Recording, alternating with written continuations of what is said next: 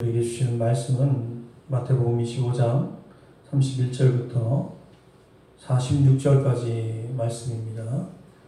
우리 영상을 보시면서 여러분들 가지고 오신 성경책 보시면서 같이 하나님 말씀 보도록 하겠습니다.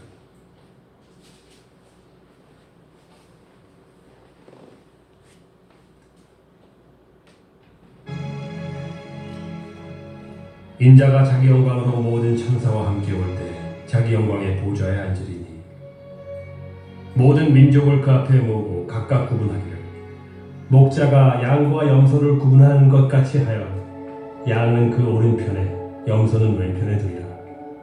그때 임금이 그 오른편에 있는 자들에게 이르시되 내 아버지께 복받을 자들이여 나와 창세로부터 너희를 위하여 예비된 나라를 상속받으라. 내가 줄일 때에 너희가 먹을 것을 주었고 목마를 때에 마시게 하고 나그네 되었을 때 영접하였고 헐벗었을 때에 옷을 입혔고 병들었을 때에 돌보았고 옥에 갇혔을 때에 와서 보았느니라. 이에 의인들이 대답하여 이르되 주여 우리가 어느 때에 주께서 줄이신 것을 보고 음식을 대접하였으며 목마르신 것을 보고 마시게 하였나이까. 어느 때에 나그네 되신 것을 보고 영접하였으며 헐벗으신 것을 보고 옷 입혔나이까. 어느 때 병 드신 것이나 옥에 갇히신 것을 보고 가서 배웠나이까 하리니 임금이 대답하여 이르시되 내가 진실로 너희에게 이르노니 너희가 여기 내 형제 중에 지극히 작은 자 하나에게 한 것이 곧 내게 한 것이니라 하시고 또 왼편에 있는 자들에게 이르시되 저주를 받은 자들아 나를 떠나 마귀와 그 사자들을 위하여 예비된 영원한 불에 들어가라. 내가 줄일 때에 너희가 먹을 것을 주지 아니하였고 목마를 때에 마시게 하지 아니하였고 나그네 되었을 때에 영접하지 아니하였고 헐벗었을 때에 옷 입히지 아니하였고 병들었을 때와 옥에 갇혔을 때 돌보지 아니하였느니라 하시니 그들도 대답하여 이르되 주여 우리가 어느 때에 주께서 줄이신 것이나 목마르신 것이나 나그네 되신 것이나 헐벗으신 것이나 병드신 것이나 옥에 갇히신 것을 보고 공양하지 아니하더이까. 이에 임금이 대답하여 이르시되 내가 진실로 너희에게 이르노니 이 지극히 작은 자 하나에게 하지 아니한 것이 곧 내게 하지 아니한 것이니라 하시니 그들은 영벌에 의인들은 영생에 들어가리라.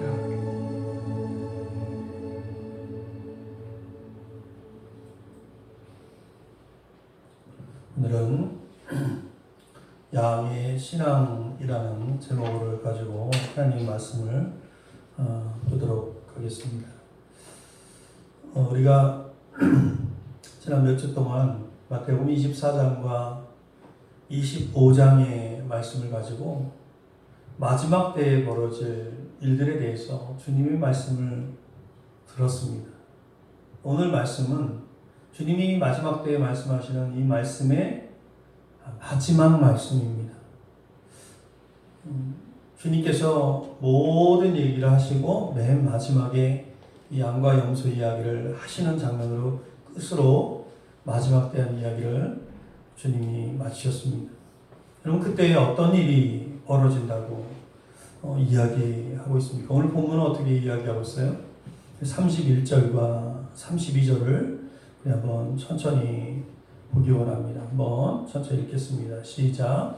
인자가 자기 영광으로 모든 천사와 함께 올 때 자기 영광의 보좌에 앉으니 모든 민족을 그 앞에 모으고 각각 구분하기를 목자가 양과 염소를 구분하는 것 같이 하여 양은 그 오른편에 염소는 왼편에 두리라. 그때 어떤 일이 벌어지냐면 어떤 일이 벌어질 거라고 예수님이 말씀하시냐면 예수님께서 영광스러운 흰 보좌에 앉을 거라고 처음 얘기하십니다. 그리고 모든 민족, 이 세상에 있는 모든 민족을 다 그 앞에 모으신다고 이야기하셨습니다. 그리고 목자가 양과 염소를 분별하듯이 양은 오른편에 염소는 왼편에 구분하여서 결국 영생이냐 영원한 형벌이냐를 구별하게 된다. 이렇게 말씀하셨습니다. 그럼 우리가 잘 알고 있다시피 팔레스타인의 그 목자들은 밤이 되면 양과 염소를 같이 키우는 목자들이라고 해도 구분해 놓습니다. 왜 그러냐면 양은 바깥 공기를 좋아해요. 그리고 염소는 따뜻한 이 실내를 좋아합니다. 그래서 저녁에 되면 밤이 되면 이렇게 구분해 놓습니다. 예수님께서 이 말씀하실 때 이 말씀을 들었던 그 사람들은 이 말씀이 아마 쏙쏙 들어왔을 거예요. 그죠? 그 오른편에 있는 이들에게 예수님께서 뭐라고 말씀하시냐면 34절에 보니까 이렇게 이야기했어요. 그때 임금이 그 오른편에 있는 자들에게 이르시되 내 아버지께 복받을 자들이여 나와 창세로부터 너희를 위하여 예비된 나라를 상속받으라. 그 오른편에 있는 자들에게는 하나님의 나라를 상속받으라. 이렇게 이야기합니다. 그리고 왼편에 있는 자들에게는 뭐라고 했어요? 41절 말씀이에요. 우리 같이 한번 읽어볼까요? 시작.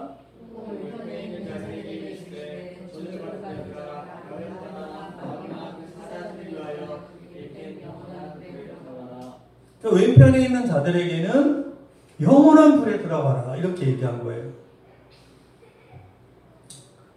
오늘 본문을 보면 의인들과 악인들로 뭘로 비유하고 있어요? 양과 염소로 비유하고 있다는 거예요. 근데 본문을 보면 좀 자세히 보면은 의인들이나 악인들이나 똑같이 모두 놀라고 충격에 빠진다라는 거예요. 근데 이 놀라고 충격을 빠지는 것은 너무나 대조적이에요. 왜 놀랐어요? 의인들의 말이에요. 37절부터 39절에 보니까 뭐라고 이야기했어요? 예수님께서 너희가 예비된 그 천국에 들어가라라고 이야기하니까 이 의인들이 뭐라고 이야기해요? 의인들이 대답하여 이르되 주여 우리가 어느 때에 주께서 줄이신 것을 보고 음식을 대접했습니까? 어느 때에 목마르신 것을 보고 마시겠습니까? 어느 때에 나그네 되신 것을 보고 영접했습니까? 우리가 그런 적이 없는 것 같은데요.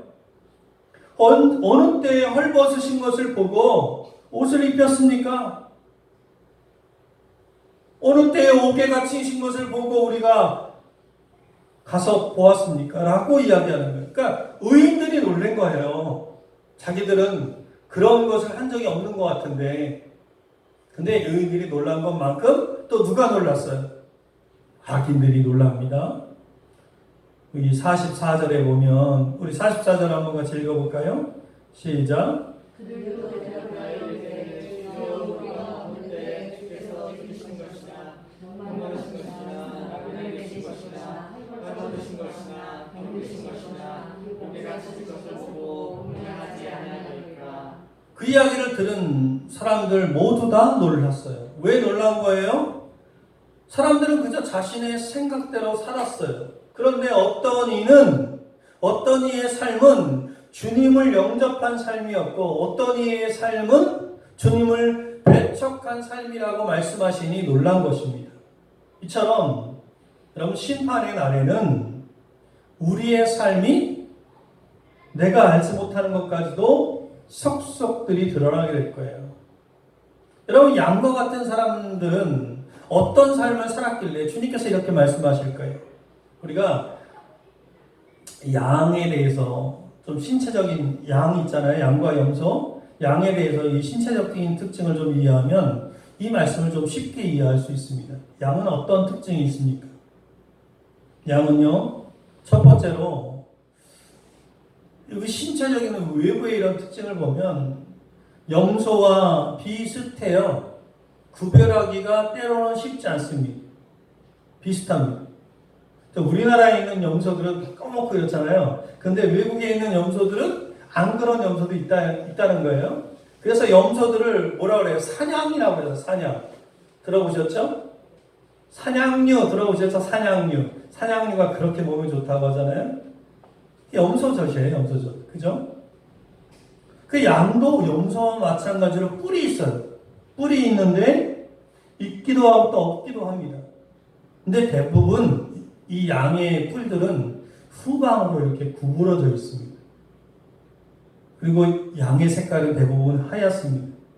근데 이 양의 첫 번째 주요 특징이 뭐냐면 양은요 자기 목자의 음성을 잘 들어요. 그리고 순종을 잘해요. 자, 우리 시편 23편 우리가 잘 알고 있는 이 말씀이죠. 이 말씀 한번 읽어보겠습니다. 시작. 여호와는 나의 목자시니 내게 부족함이 없으리로다. 나를 푸른 풀밭에 누이시며 쉴만한 물가로 인도하시도다. 내 영혼을 소리시키시고 자기 일을 위하여 의인 길로 인도하시는도다. 우리가 이 말씀은 다윗이 쓴 시라는 걸 너무나 잘 알고 있어요. 그죠? 이 시편 기자인 이 다윗은 자신이 목자 앞에 선 양이라고 이야기하고 있어요. 그러니까 목자 대신 하나님은 자신을 부족함이 없도록 푸른 풀밭으로 인도하여 자기 영혼을 소생시킨다라고 고백하고 있어요.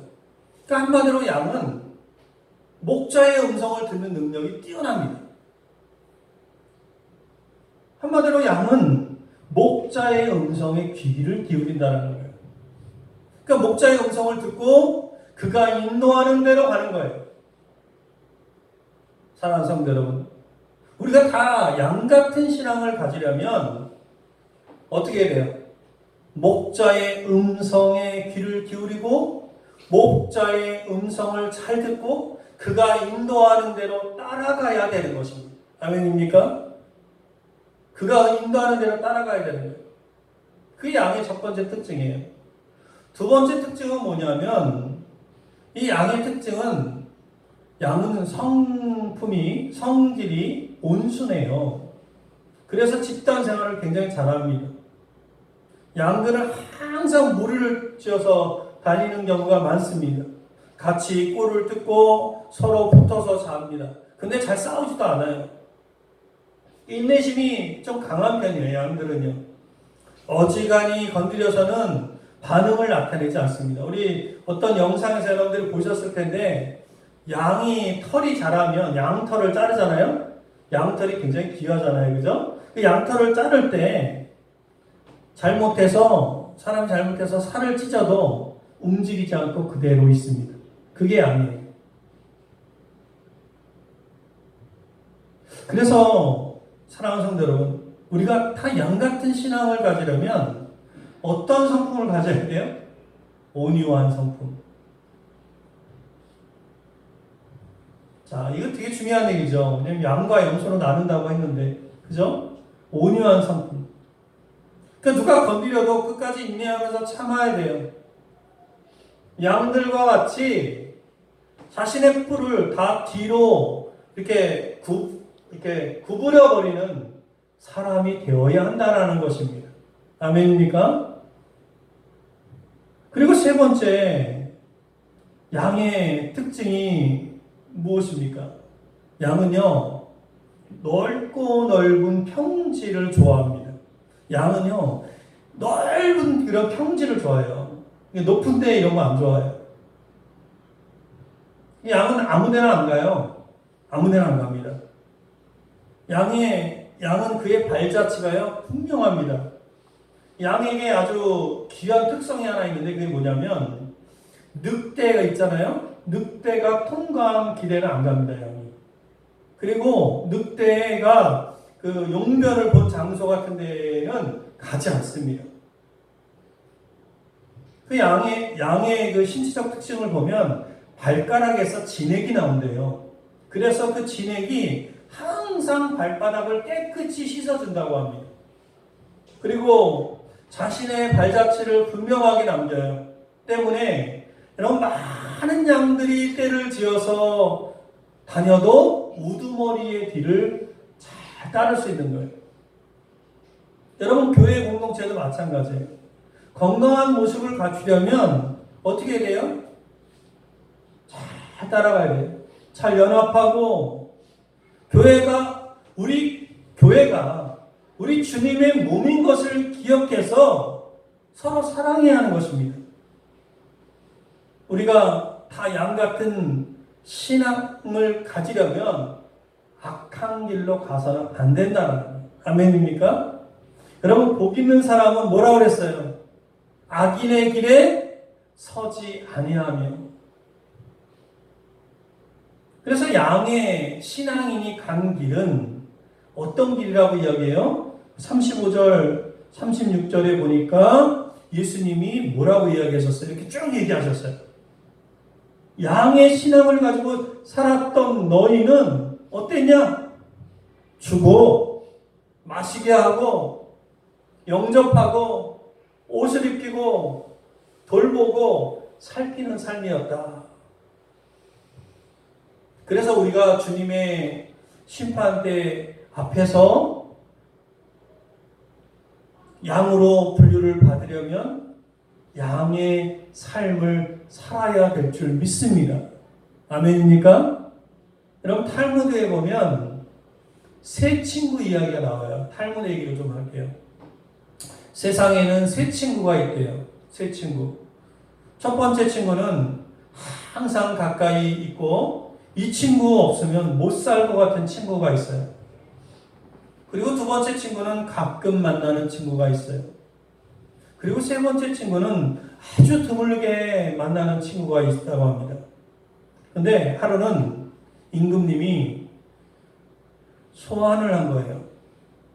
그래서 임금님이 부름을 받아서 임금님께 가야 되는데 내가 뭐 잘못한 게 없나 이제 벌벌 떨면서 가줄 친구를 찾고 있는데 이 첫 번째 없으면 못 산다는 친구는 아예 못 간다고 거절했대요. 그리고 이 두 번째 친구는 가끔 만나는 친구는 궁궐 앞에까지는 내가 가줄 수 있어. 그런데 내가 거기는 못 들어가. 그리고 이 세 번째 친구는 아주 드물게 만나는 친구죠. 의외로 내가 함께 가서 임금님께 내가 변호할 일이 있으면 내가 네 사정을 변호해 줄게. 그래서 쫓아갔다는 거예요. 자, 그럼 이 탈무드에 나오는 이 이야기의 핵심은 무엇이냐면 임금님이 소환하는 것은 죽음을 의미하는 거예요. 죽음을 의미하는 거예요. 그래서 첫째, 없으면 못 산다던 친구는 아예 못 간다고 거절한 친구는 무엇이냐? 그것은 인생을 살아가면서 매일매일 필요하다고 하는 돈이라는 거예요. 여러분 죽으면 돈 가지고 못 가잖아요. 그죠? 돈 가지고 못 갑니다. 재산 가지고 못 가요. 얼마 전에 삼성의 회장님이 소천하셨잖아요. 죽으셨잖아요. 못 가죠. 그 많은 재산이 있어도 세계 몇 대의 부호 중에 하나라도 못 갑니다. 근데 이 둘째로 죽음 앞에까지 가지만 더 이상 갈 수 없는 친구는 누구예요? 가족과 친구예요. 가족과 친구. 근데 셋째로 죽어서까지 따라와서 변호해주는 친구는 탈무드에서는 자선이라고 이야기하고 있습니다. 자선.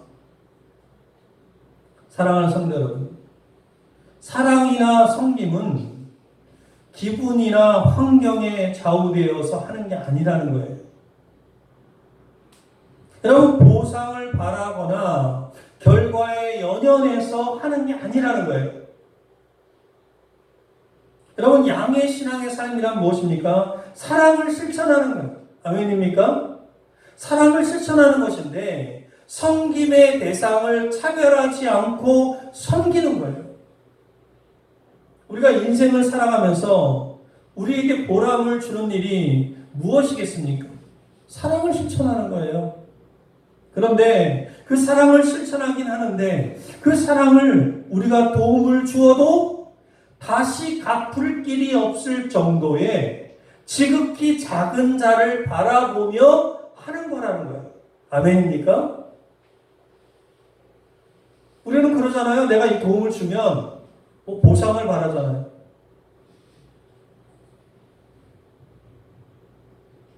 그게 아니라는 거예요. 내가 도움을 주어도 상대가 나에게 갚을 수 있는 능력이 없음에도 불구하고 어떤 보상도 바라지 않고 그들을 돕는 거예요. 그들을 도와서 그들 스스로가 예수님을 발견하도록 힘쓰는 거다라는 거예요. 이것이 오른편에 서는 신앙이고 양의 신앙이다. 아멘입니까? 오른편에 서는 신앙인들 다 되시기를 주님의 이름으로 축원합니다. 근데 염소의 신앙은 어때요? 염소들도 여러분 양들과 비슷해요. 그죠? 양들은 수염이 없어요. 그런데 염소는 수컷일 경우에 수염이 있습니다. 그리고 턱수염이 이렇게 있고 염소는요 고약한 냄새가 나요. 고약한 냄새가 납니다. 이 염소는 성질이 아주 난폭합니다. 고집이 세고 거칠고 주인의 말을 잘 안 들어요. 주인이 들판에 염소를 묶어 놓으면 그리고 그 염소를 집으로 끌고 갈 때면 언제나 딱 잘 따라오진 않아요. 뭐 계속 버텨요. 일로 가려고 하고 절로 가려고 하고. 제가 어린 시절에 저희 집에 염소가 한 마리가 있었습니다. 제가 염소를 학교 갔을 때 아버님이 염소를 갖다가 저기 산에다 갔다가 그 염소 말뚝이 있어요. 쇠말뚝 이렇게 깁니다. 얼마나 염소가 난폭하냐면 그 쇠말뚝을 뽑거든요. 그러니까 이만한 쇠말뚝을 땅속 깊이 이렇게 박아놓죠. 그러면은 갔다가 이렇게 산에다가 그렇게 놓으면 저는 학교 갔다 와서 저녁 때 되어서 염소를 끌러갑니다. 그러면 그 쇠말뚝을 뽑으려고 해도 힘들어요. 안 뽑혀요, 그게. 그걸 해보신 분은 아는데, 그러니까 어떻게 뽑겠어요? 돌을 하나 주워가지고, 쇠말뚝을 이쪽으로 치고, 저쪽으로 치고, 이쪽으로 치고 해서, 이거를 뽑습니다. 그래, 뽑기 전에 이미 염소는요, 이 줄을 길게 해놓거든요? 뽑기 전에 이미 염소는 그 주변에 소나무 같은 데다가 자기 몸을 다 그냥 다 이렇게 감아놓습니다. 그 줄을 팽팽 감아놓습니다. 그러면 이거 뽑는 것만이 아니라 그걸 다 풀러야 돼요. 그리고 이제 다 풀렀어요? 이제 집에 가야 될 거 아니에요, 집에. 내 집으로 안 가요. 소는 가자 이렇게 하면 가요. 집으로 자기가 찾아가요. 근데 염소는 안 갑니다. 염소는 일로 뛰고 절로 뛰고 그래서 막 뛸 때 어린 제가 초등학교 때 어린 제가 그 힘이 붙이잖아요. 나중에 기술이 생겨요. 뛰려고 하는 그 찰나에 딱 당기는 거예요. 그럼 얘가 좀 주춤하죠. 이 염소가 이렇게 성질이 난폭해요. 강제로 끌고 가야 돼요. 이 염소 같은 신앙인은 어때요?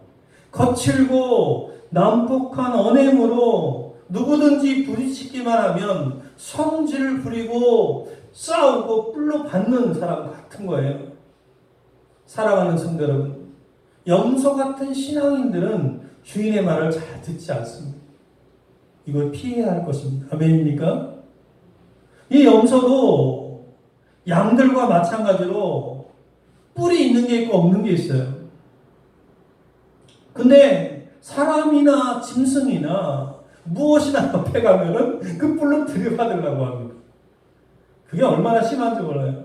그래서 염소들은 집단 생활을 잘 못해요. 언제나 뿔뿔이 흩어져서 다닙니다. 염소들 보면 영상 같은 데 보면 혼자서 있잖아요, 걔네들은. 그죠? 산 위에 올라가 있고 묘에 올라가 있고 이 성격 자체에 인내심이 없어요. 그래서 환경의 변화도 참지 못하고 아주 신경질적으로 싸우려고 달려드는 거예요.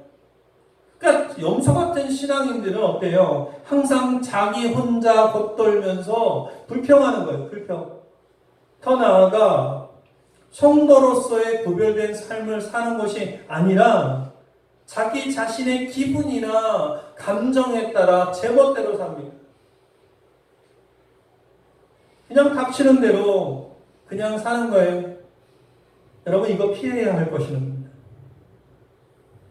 세 번째로 염소의 특징은 뭐냐면 양은 아까 어떻다고 했어요? 늑대가 간 길은 가지 않는다고 했죠. 그죠? 그래서 늑대가 용변을 본 곳이나 이런 데 가지 않아요. 절대로 가지 않는데 염소는 안 그렇습니다. 그냥 아무 데나 상관없이 갑니다. 뿐만 아니라 염소는 그냥 높은 곳을 좋아해요.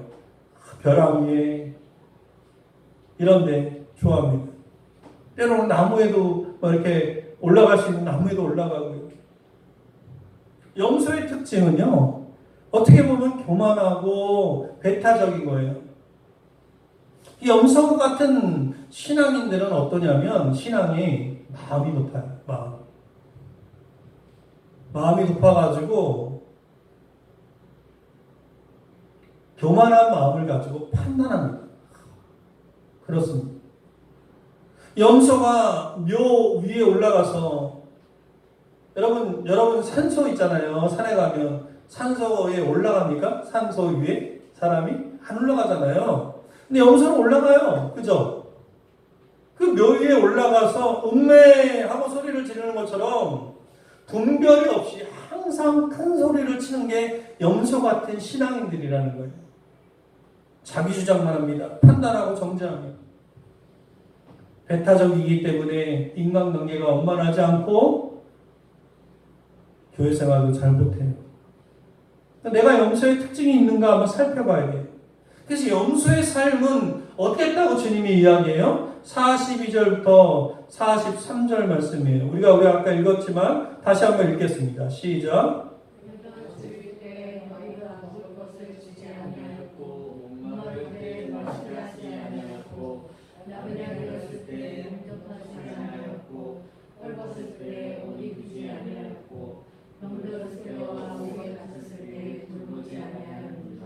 염소와 양이 굉장히 비슷하지만 전혀 다른 것처럼 여러분 참 성도와 거짓 성도는 비슷한 것 같아요. 그죠?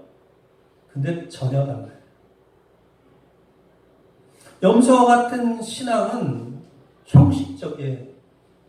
항상 고집을 부리고 절대로 순종하지 않습니다. 그러나 양은 어때요? 자기 주장은 안 해요. 그냥 듣고 순종하고 따라갑니다. 근데 양은 이거 외에 할 게 없어요. 살 길이 없습니다. 그냥 단 한 가지 할 수 있는 게 뭐라 그랬어요? 그냥 목자의 음성을 듣고 따라가는 거예요. 그래서 양이 목자가 없으면 그 처지가 이 세상에서 가장 비참한 신세가 되는 거예요. 우리가 이 세상을 살아가고 있는데 목자 되시는 예수님이 내 안에 없으면 내 인생은 얼마나 비참해요. 똑같은 것입니다. 성경에서 예수님께서 이스라엘의 참혹한 영적인, 사회적인, 정치적인 상황을 두고 그들은 목자 없이 의리하는 양과 같다 이렇게 이야기를 했어요. 그 양과 염소를 나누는 핵심은 무엇입니까? 양과 염소를 분별하는 그것의 핵심은 뭐예요? 목자의 음성을 듣느냐, 순종하느냐, 목자의 음성을 듣지 않느냐, 순종하지 않느냐에 있다라는 거예요. 양은 음성을 듣고 순종하는 모습으로 살지만 염소는 들으려지 않고 순종하지 않는다는 것입니다. 그러니 우리가 하나님의 이 백보자 이 심판 앞에 섰을 때 심판 기준이 무엇이겠습니까? 바로 얼마나 하나님의 음성을 듣고 순종했느냐라는 것입니다. 아멘입니까? 양처럼 하나님의 음성을 철저히 듣고 순종했느냐 아니면 염소처럼 사납게 불순종했느냐에 따라서 한쪽은 영생에 한쪽은 영벌에 처한다는 것입니다. 그래서 사무엘 선지자가 뭐라고 이야기했어요? 순종이 제사보다 낫다. 구약시대 때 얼마나 그 제사를 드렸어요. 그 제사는요, 지금 우리가 상상하는 거 이상이에요. 여러분 예배 나올 때 예배 준비 어떻게 하십니까? 정말 여러분 마음 준비를 하고 예배를 나와서 하나님께 예배드리겠다는 그런 마음으로 예배 준비하세요? 구약시대 때 어땠는지 아세요? 구약시대 때는 그 제사 한번 드리려면요 다 준비해야 돼요. 그 모든 그 율법에 나와 있는 모든 것을 다 지켜서 그렇게 제물도 준비하고 옷도 잘 준비하고 다 준비해가지고 그리고 드렸는데 그게 매일매일 드릴 때마다 그냥 형식적으로 아이 뭐 내가 죄 지으면 또 이렇게 드리면 되지, 죄 지으면 또 드리면 되지, 죄 짓고 내가 씻음을 또 받으면 되지, 이렇게 형식적으로 드린 거예요. 그들을 향해서 그렇게 형식적인 삶을 살았던 그런 제사와 형식을 지녔던 그들을 향해서 사무엘 선지자는 물론 그 본문에서는 다른 것을 이야기한 거지만 그러나 그 모든 것을 포함해서 순종이 제사보다 낫다라고 하는 거예요. 하나님 앞에 순종하는 우리 모두가 되기를 주님의 이름으로 축원합니다. 여러분 오른편에 서는 신앙은 결국 어떻게 돼요? 어떻게 됩니까? 아직 이루어진 일이 아니죠? 어떻게 됩니까? 34절 말씀이에요. 우리가 아까 읽었던 말씀이잖아요. 복받을 자들이여 나와 창세로부터 너희를 위하여 예비된 나라를 상속받으라. 하나님 나라를 받으라는 거예요. 자, 우리가 모두 다 이 오른편의 신앙, 양의 신앙을 갖기를 바라잖아요. 그죠? 그러면 복받을 만한 삶을 살아야 되는 거예요. 아멘입니까? 오늘 말씀에서 열거한 것이 모두 예배 의식이나 그런 게 아니에요. 뭐예요? 우리의 삶이에요. 그 삶을 살다 보면 주인의 잔치에 참여하고 주인의 즐거움에 동참할 수 있게 된다는 것입니다. 아멘입니까? 근데 염소, 이 왼편에 서는 신앙 결국 무엇이 주어졌어요? 자, 한번 읽어보겠습니다. 41절 시작. 또 왼편에 있는 자들에게 이르시되 저주를 받은 자들아 나를 떠나 마귀와 그 사자들을 위하여 예비된 영원한 불에 들어가라. 지금 왼편에 있는 자들에게는 무엇이 기다리고 있어요? 지옥이 기다리고 있어요. 사랑하는 성도 여러분, 우리가 살아가고 있는 이 세계를 한번 보십시오. 헐벗은 사람, 병든 사람, 옥에 갇힌 것처럼 고통스러운 사람들이 얼마나 많습니까? 그죠? 우리 교회도요, 아직 자립교회가 아니에요. 그죠? 작은 교회예요. 미자립교회예요. 여러분, 우리 교회도 그런 모습이에요. 여러분의 마음속에, 우리 교회, 내가 이 성도로서 그런 마음으로 바라보고 있느냐, 이것을 또 묻는 거예요. 근데 세상 사람들의 관심사는 어디 있어요? 이렇게 헐벗고 병들고 옥에 갇힌 사람들이 이렇게 많은데 세상 사람들의 관심사는 어디 있습니까? 헐벗고 병들고 옥에 갇힌 것 같은 그 고통받는 사람들에게 있어요? 아니면 이 세상에 있습니까? 진정 주님은 다시 오시는 그 주님 앞에 서야 한다는 그 절박한 마음이 우리에게 있는지 묻는 거예요, 지금. 아멘입니까? 묻는 거예요. 너희들한테 그런 절박함이 있니? 나중에 양과 염소로 나눌 텐데 그런 절박한 마음이 있는 거예요? 라고 묻는 거예요. 여러분, 주님이 다시 오셔서 심판날이 오면 감추어져 있던 모든 것이 드러나게 될 것입니다. 심판날에는 모든 억울한 일이 밝혀지게 될 거예요. 그리고 심판날에는 우리의 모든 행적이 드러나게 될 것입니다. 우리는 분명히 기억해야 합니다. 최후의 심판날에는 예수님께서 양과 염소를 구분하듯이 의로운 자와 불의한 자를 구분하실 것입니다. 그리고 양의 무리에 속한 사람들에게 이렇게 말씀하실 거예요. 복받을 자들이여 나와 창세로부터 너희를 위하여 예비된 나라를 상속받으라. 여러분, 오늘 이 말씀은요, 우리가 어떻게 살아야 할지를 알려주는 이정표예요. 여러분, 이정표란 말이에요. 이정표. 이정표가 뭐예요? 방향을 가르쳐주는 표시판이라는 거예요. 지금까지 우리가 어떻게 살아왔든지 간에 우리가 어떻게 살아야 할지 알려주는 이정표 같은 말씀이라는 거예요. 사람은 죽습니다. 이번 주에 광주의 그 건물 붕괴 사고를 보면서 얼마나 제가 가슴이 아팠는지 몰라요. 그 버스를 쫓아가던 자가용 승용차가 한 대 있더라고요. 뒤에 타고 앞에서 섰는데 그 승용차에 있던 사람이 얼마나 놀랬겠어요. 그리고 근데 그 버스에 그 많은 사람들이 본인들이 그 아침에 내가 이 세상을 끝낼 것이라고 생각을 했겠어요? 여러분, 사람은 죽습니다. 미루지 말아요. 그날이 가까울수록 더욱 주님 앞에 경건한 삶을 살아서 양의 신앙으로 살아서 주님의 축복을 다 받는 우리 모두가 되기를 주님의 이름으로 간절히 축원드립니다. 시간 잠깐 1분 동안 기도할 때